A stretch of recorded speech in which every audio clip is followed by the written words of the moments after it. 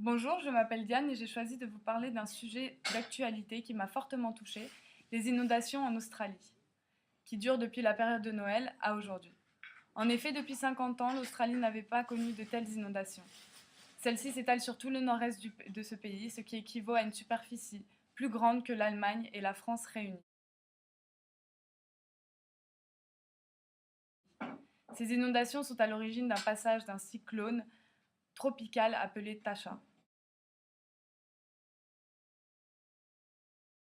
Cet état du Queensland a été totalement coupé du monde. Tous les transports ont été bloqués.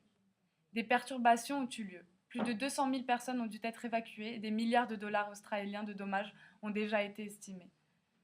Toute l'agriculture a été ravagée dans cette partie du pays et les opérations dans les mines ont été affectées, ce qui provoque une hausse des prix de 5% sur les exportations des produits contenant du blé ou du colza. De plus, des reptiles comme des crocodiles et des serpents venimeux s'approchent de la ville.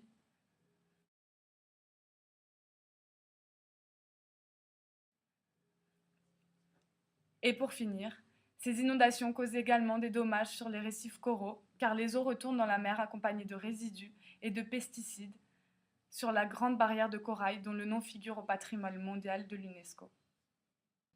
Et voici un petit reportage qui va mieux vous expliquer les inondations en Australie. Rockhampton, submergée par les inondations, est désormais une ville fantôme. Les habitants sont priés de rester chez eux. Sur place, les services de secours craignent les noyades, la prolifération des maladies tropicales, mais pas seulement. Il y a aussi les crocodiles et les serpents. Depuis les inondations, ils sont brusquement sortis de leur environnement naturel à la recherche d'un endroit plus sec. Pour ces millions de sinistrés, le pire reste à venir. Les autorités annoncent que le niveau de l'eau va continuer de monter. Nous avons des raisons de penser que le niveau de l'eau va rester à son maximum pendant 2 jours, ensuite il devrait baisser. 75 000 personnes ont déjà été évacuées.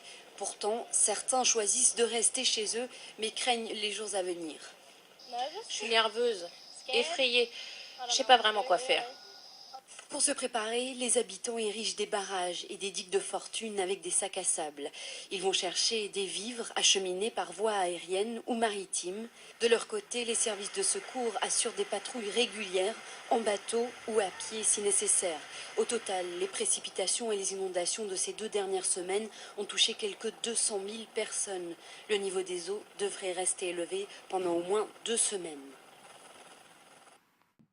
Merci pour votre attention et à bientôt!